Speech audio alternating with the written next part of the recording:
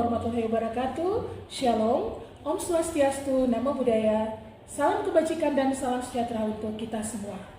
Perkenalkan, nama saya Diana Setianingsih dengan NIDN 0024098203. Saya merupakan salah satu staf pengajar pada program studi Strata 1 Pendidikan Guru Pendidikan Anak Usia Dini pada Fakultas Keguruan dan Ilmu Pendidikan Universitas Cendrawasih, Kota Jayapura. Pada kesempatan ini saya akan memaparkan salah satu mata kuliah yang saya ampu, yaitu mata kuliah bermain dan permainan anak usia dini dengan kode mata kuliah 4426. Video ini saya buat dengan tujuan untuk memenuhi salah satu syarat pengajuan sertifikasi dosen pada tahun 2023, yaitu pernyataan diri dosen dalam unjuk kerja Tridharma Perguruan Tinggi atau PDD UKTPT dalam aspek pengajaran. Pada mata kuliah bermain dan permainan anak usia dini merupakan mata kuliah wajib pada prodi PG PAUD yang terdiri dari teori dan praktek dengan bobot 3 SKS kode mata kuliah PAUD 4426. Mata kuliah bermain dan permainan anak usia dini merupakan mata kuliah keilmuan dan keterampilan yang harus diambil oleh mahasiswa S1 PG PAUD pada Fakultas Keguruan dan Ilmu Pendidikan Universitas Cendrawasih. Saya akan menjelaskan luaran yang diharapkan serta model pembelajaran yang dilakukan dalam mata kuliah bermain dan permainan anak usia dini. Mata kuliah ini merupakan landasan keilmuan dan keterampilan dengan membahas hakikat bermain yang mencakup pengertian, landasan teoritis, tujuan, peran orang dewasa, perkembangan fase bermain, pengertian permainan edukatif, pembuatan alat permainan edukatif, dan ragam permainan tradisional. Dengan mengembangkan kreativitas bermain dan permainan dengan alat atau tanpa alat, diharapkan mahasiswa mampu menerapkannya sesuai perkembangan serta potensi dari anak didik. Model pembelajaran dalam perkuliahan yang saya terapkan yaitu dengan sistem DIA, terdiri dari delivery, interaction, dan assessment. Delivery adalah proses penyampaian materi dengan baik kepada mahasiswa agar mudah dipahami. Interaction merupakan interaksi antara dosen dan mahasiswa ataupun mahasiswa dengan mahasiswa lainnya. Assessment merupakan pemberian tugas yang diberikan kepada mahasiswa sebagai evaluasi dan mengukur tingkat pemahaman dalam menerima materi yang diajarkan. Adapun berbagai strategi pembelajaran yang saya terapkan, di sini ada 4. Yang pertama, menjelaskan, mempraktekkan, tanya jawab, ceramah, diskusi, maupun dengan memberikan penyegaran-penyegaran melalui permainan dan juga icebreaker. Yang kedua, pendekatan pembelajaran secara individu, kelompok, dan juga klasikal. Yang ketiga, memberikan kesempatan kepada mahasiswa untuk mempraktekkan alat permainan yang dibuatnya serta mencontohkannya secara langsung di depan kelas atau mempresentasikannya baik dalam bentuk ragam ataupun nyanyian, gerak, tarian, dan sebagainya yang mereka pelajari secara langsung atau dari berbagai sumber belajar. Yang keempat, pemberian tugas baik individu ataupun kelompok, serta memberikan kesempatan bagi mahasiswa mempresentasikan dan juga mengeksplor seluruh ragam kreativitas bermain pada anak usia dini. Berikutnya, media pembelajaran. Media pembelajaran yang saya pakai ada 2, terdiri dari perangkat keras dan perangkat lunak. Perangkat keras yaitu laptop, papan tulis, speaker, LCD, dan infocus. Perangkat lunak ada WAG atau Zoom, media sosial, Google, YouTube, dan juga electronic book dan jurnal. Adapun muatan materi yang diajarkan dalam mata kuliah ini sebagai berikut. 1. Pengantar konsep bermain. 2. Observasi perkembangan bermain anak. 3. Karakteristik dan tahapan perkembangan bermain menurut para ahli. 4. Cara bermain anak dan peran orang dewasa. 5. Lingkungan belajar dan bermain anak. 6. Kreativitas anak usia dini dalam bermain. 7. Manfaat dan tujuan bermain untuk perkembangan anak. 8. Model-model bermain dan alat permainan. 9. Syarat-syarat bermain dan permainan edukatif anak usia dini. 10. Alat permainan dan teman bagi anak. 11. Ragam permainan tradisional. 12. Praktek membuat alat permainan edukatif. 13. Melakukan simulasi dan evaluasi kegiatan permainan tradisional dan juga modern. Adapun capaian pembelajaran dalam mata kuliah ini terdiri dari 6. Yang pertama, mahasiswa memahami dan menjelaskan pengertian, tujuan, manfaat, dan fungsi bermain dan permainan dalam pembelajaran anak usia dini. Kedua, mahasiswa mampu memahami dan menjelaskan teori bermain dan permainan menurut para ahli. Tiga, mahasiswa mampu mengaplikasikan ragam bermain dan permainan dalam pembelajaran anak di satuan pendidikan. Empat, mahasiswa mampu mengembangkan kreativitas bermain yang sesuai dengan tahapan perkembangan anak. Lima, mahasiswa memahami permainan tradisional dan modern yang dapat dipakai dalam pembelajaran anak usia dini. Keenam, mahasiswa mampu menghasilkan alat permainan edukatif dengan bahan sederhana berupa bahan-bahan alam, bahan daur ulang, atau pemanfaatan barang bekas yang tentunya ramah anak. Dalam interaksi bersama dengan mahasiswa, saya juga menerapkan SCL atau Student Centered Learning yang menekankan pada mahasiswa untuk terlibat aktif sehingga mereka mampu berpikir secara kreatif dan juga inovatif. Pemberian asesmen dilakukan untuk evaluasi pembelajaran berdasarkan aktivitas mahasiswa selama mengikuti perkuliahan yang mencakup teknik observasi, tentang partisipasi mahasiswa dalam proses perkuliahan, juga tanya jawab, diskusi dan penugasan, serta laporan observasi dan presentasi tugas.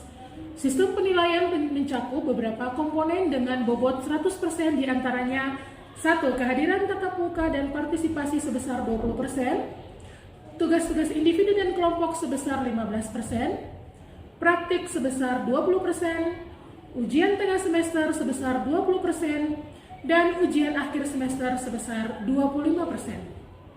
Demikianlah pemaparan 3 aspek DIA, yaitu delivery, interaction, dan assessment yang saya terapkan dalam perkuliahan bermain dan permainan anak usia dini.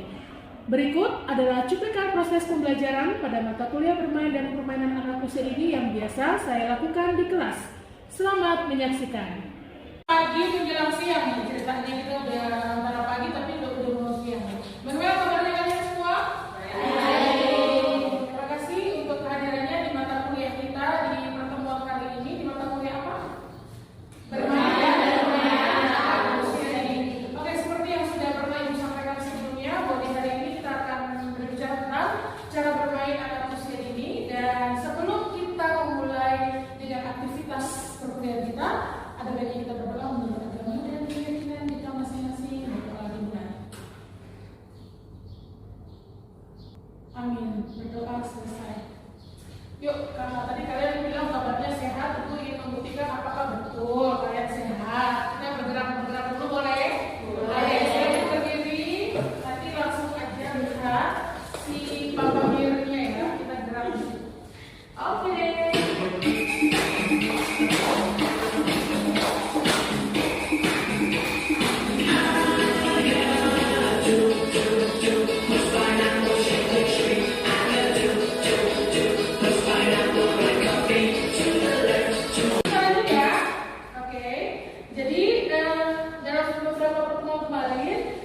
Menjelaskan bahwa deskripsi dari mata kuliah ini capaiannya, kalian kan calon guru PAUD, maka kalian harus tahu bagaimana peran guru PAUD dalam menstimulasikan perkembangan anak, khususnya dalam mata kuliah ini, yaitu mencakup pengertian bagaimana orang dewasa berperan, guru berperan dalam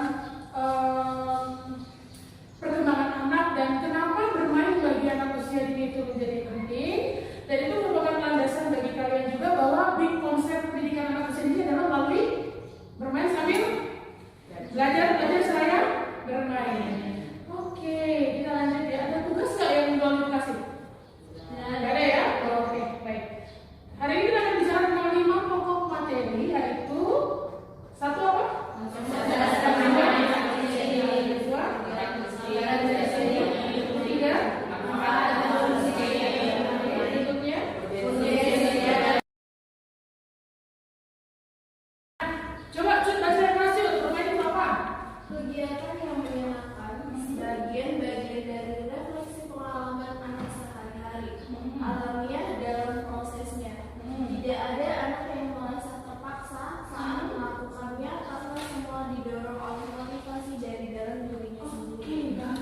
Jadi begitu pentingnya bermain kepada anak ini tertuang dalam Undang-Undang Perlindungan Anak nomor berapa? 2002. Nah, setiap anak, coba baca bareng-bareng. Setiap anak berhak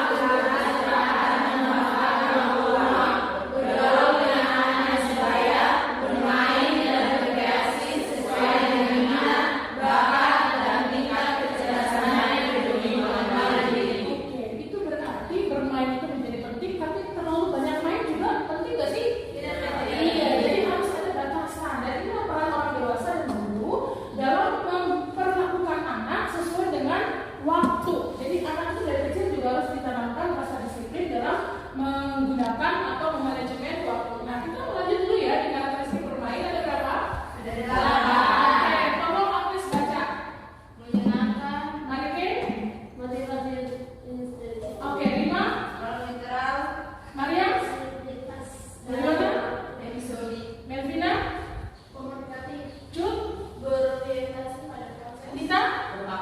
Oke, ini adalah karakteristik bermain ya. Kita lihat dulu bahwa masing-masing itu memiliki, jadi kenapa disebut dengan motivasi ya bermain, karena ada dalam diri anak itu, muncul dari dalam diri anak itu atau bahkan mungkin dari luar.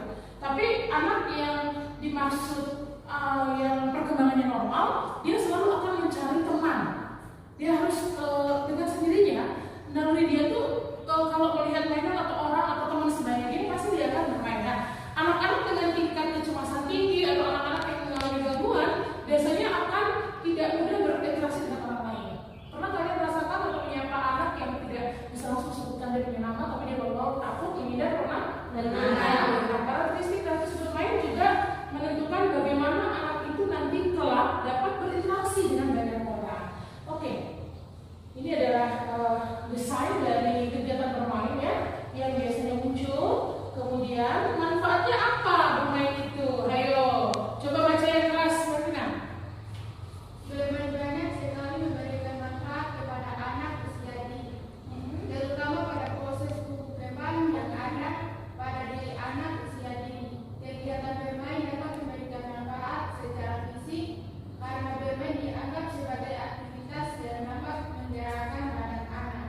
Bermain juga dianggap sebagai kegiatan yang menyalurkan kegemparan atau kesukaan yang dimiliki sehingga bermanfaat dalam menjadi sebuah proses relaksasi yang akan membantu perkembangan sosial emosional anak. Oke, thank you, Devina. Jadi anak itu bermain rolling. Nah, manfaat lainnya yang pertama, baca sama-sama yuk.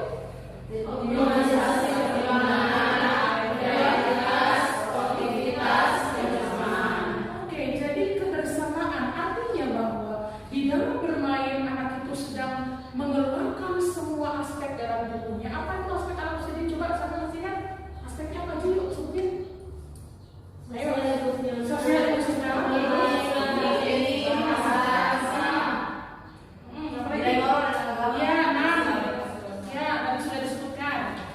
Terus apa lagi? Speak, ketika dia speak berarti ada bahasa.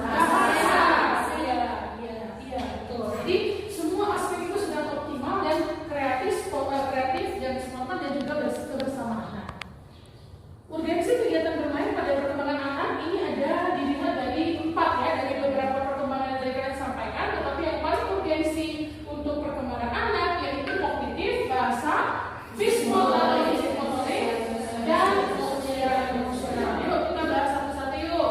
Urgensi dari kognitif itu ada asimilasi, akomodasi, yang kemudian menjadi equilibrium dalam berpikir dan simbolisasi. Kemudian yang kedua, perkembangan bahasa itu ada penggunaan bahasa sesuai konteks, kemudian penambahan kosakata, kemudian komunikasi dua arah, kemudian yang fisik motorik ada perkembangan bahasa dan bagus. Oke, yang terakhir ada kerjasama dan kelas sosial. Ada yang pertanyaan atau ada yang oke, silakan kita. Ibu izin, saya mau bertanya di bagian urgensi perkembangan kognitif, apa yang dimaksud dengan asimilasi dan akomodasi? Oke, pertanyaannya bagus kan? Kenal dulu kita.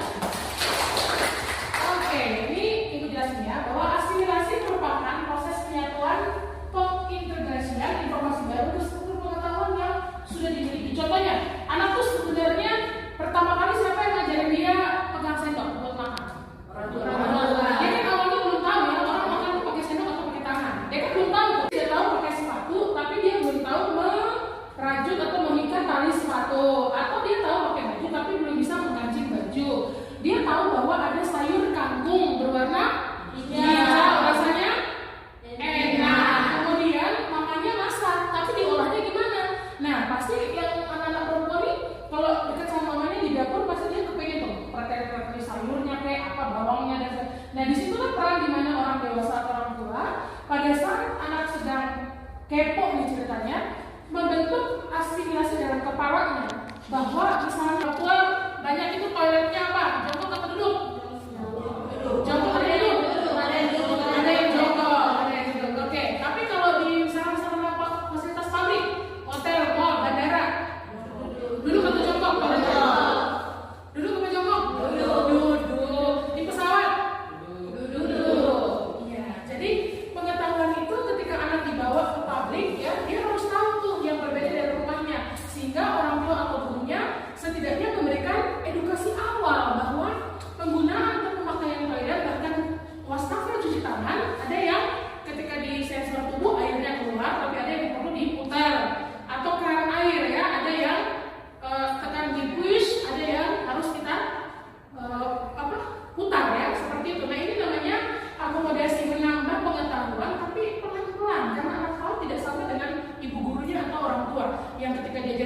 2 kali mungkin bisa paham. Oleh karena itu sebagai guru PAUD ketika mendidik anak kita tidak perlu cepat-cepat. Anak itu prosesnya sesuai apanya? Tahapan dan perkembangan, betul. Ada anak yang cepat makan, ada yang perlu pelan-pelan dan sebagainya. Oke, di situ kita sudah mulai paham ya.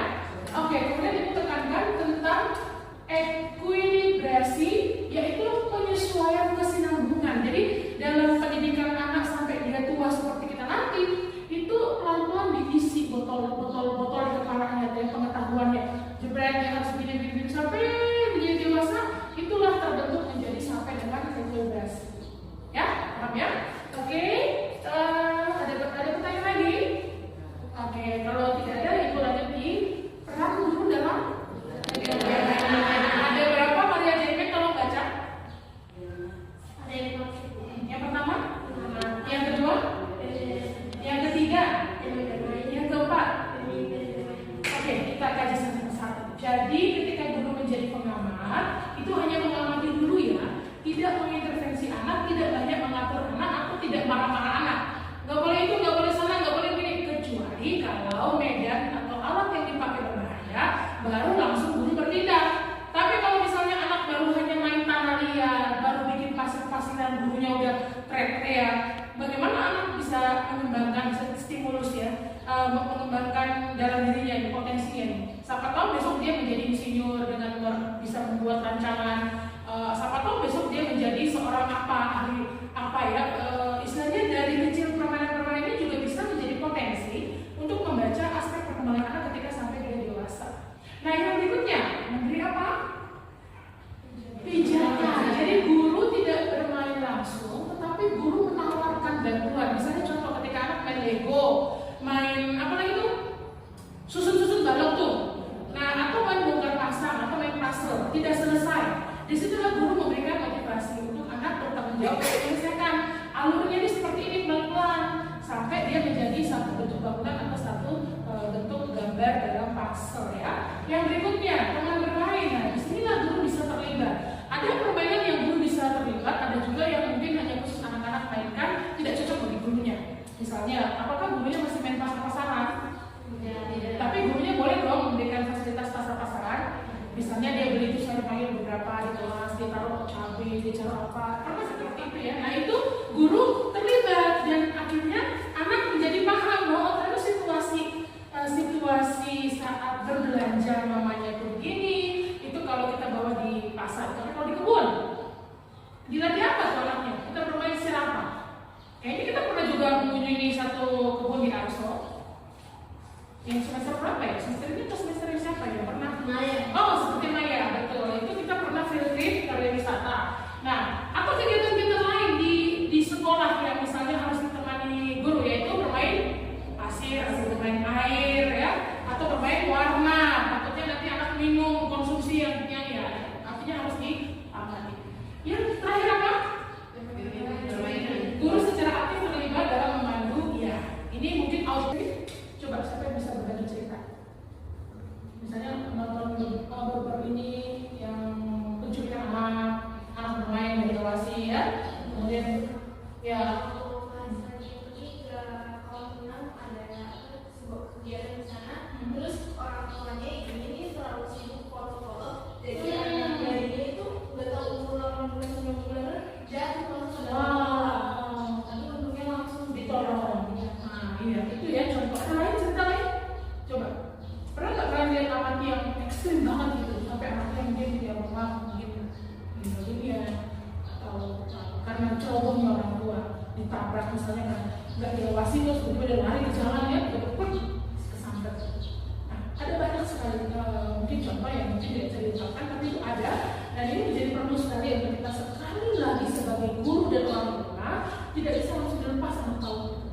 Dia harus apalagi di ruang seperti yang tadi cerita ya, di ruang publik atau ruang terbuka itu lebih lagi kita harus mengontrol. Makanya kalau ada kegiatan-kegiatan kunjungan yang anak-anak dibawa pasti orang tua itu diumumkan untuk silakan bergabung parenting ya supaya mereka juga bantu untuk terlibat untuk mengawasi langsung anak-anaknya.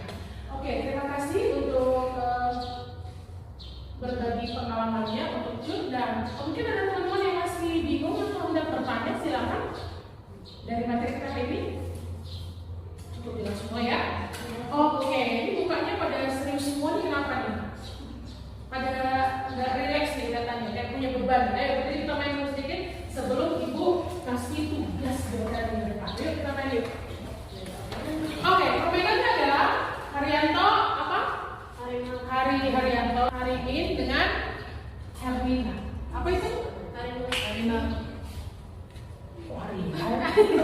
Haryanto, Harimin, terus Harina.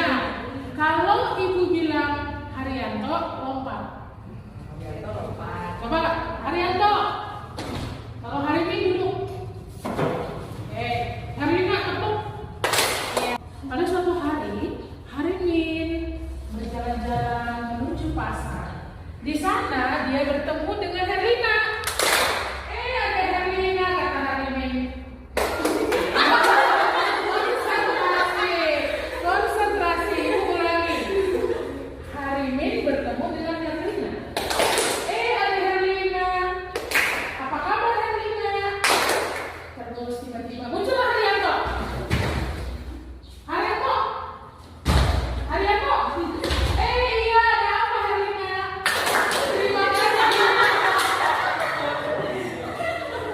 Oke, semangat ya. Oke, baik. Ibu akan kasih tugas, dilihat baik-baik dan diamati tugas ini. Yang pertama, tugas ini kalian harus buat dalam bentuk video.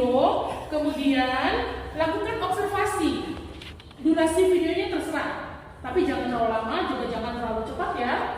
Dikondisikan sekitar mungkin 5 menit begitu ya. Nah, lakukan observasi pada anak usia 1 sampai dengan 6 tahun. Apa yang kalian amati pada anak-anak ini? Yang pertama, apa yang mereka alami saat bermain, dengan siapa mereka bermain, apa yang dilakukan orang tuanya atau gurunya pada saat mereka bermain, dan apakah anak-anak itu menggunakan alat permainan atau tidak. Bisa dibedakan kan? Alat permainan itu seperti apa coba? Lego, balon, apa tuh namanya yang di kue-kue itu?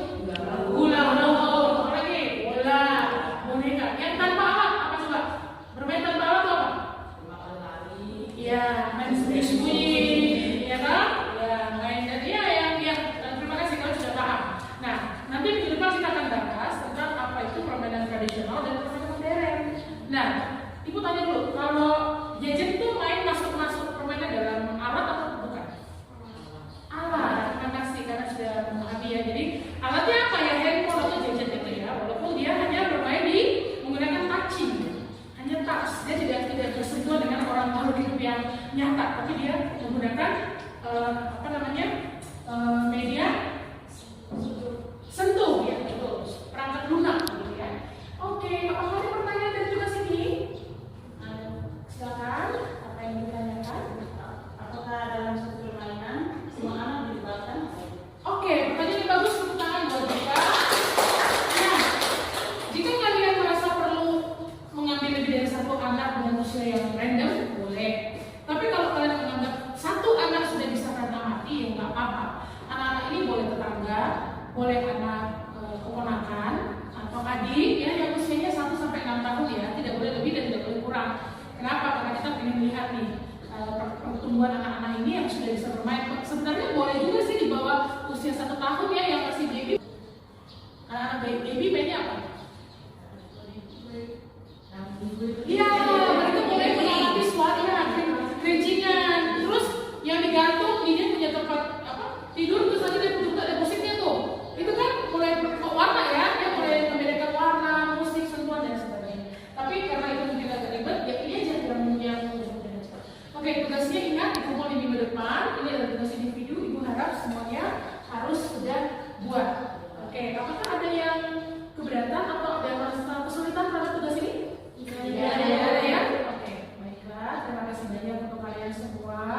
Perkuliahan ini sudah selesai. Semoga perkuliahan ini bermanfaat untuk kalian. Dan kalau ada pertanyaan lanjut, boleh kalian tanyakan lewat grup kita ya di WA grup. Dan semoga minggu depan yang tidak hadir dapat hadir, dan yang tidak hadir tolong teman-teman sampaikan kepada mereka tugas ini ya. Jangan ada yang missing. Oke, baik. Terima kasih kita semuanya. Salam sehat, salam bahagia, salam memberkati kita. Semangat! Tapi sabar, itu lupa. Tadi harus ini dulu. Apa tuh kebiasaan kita? Quote ya, quote. Itu paling dulu ya. Semangat, semangat.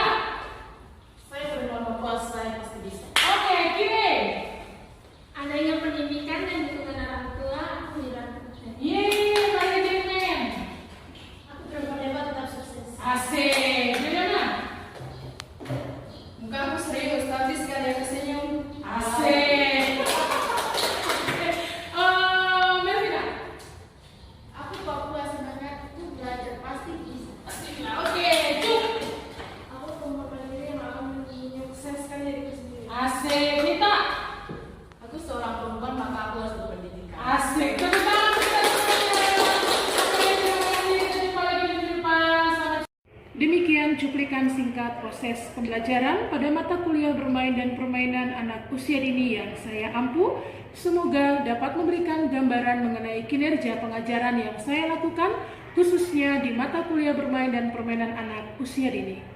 Saya mengucapkan terima kasih kepada seluruh tim penilai dan seluruh tim panitia sertifikasi dosen SMART tahun 2023. Khususnya dari Direktorat Sumber Daya, Dirjen Dikti dan Ristek Kemendikbud-Ristek Indonesia. Tidak lupa saya juga mengucapkan terima kasih yang sebesar-besarnya untuk Universitas Cendrawasih, Fakultas Keguruan dan Ilmu Pendidikan, Program Studi Strata 1 Pendidikan Guru, Pendidikan Anak Usia Dini, para atasan, rekan sejawat, dan seluruh mahasiswa. Demikian yang dapat saya sampaikan. Atas semua kekurangan, saya mohon maaf yang sebesar-besarnya. Burung Irian, Burung Cendrawasih. Cukup sekian dan terima kasih. Tuhan memberkati.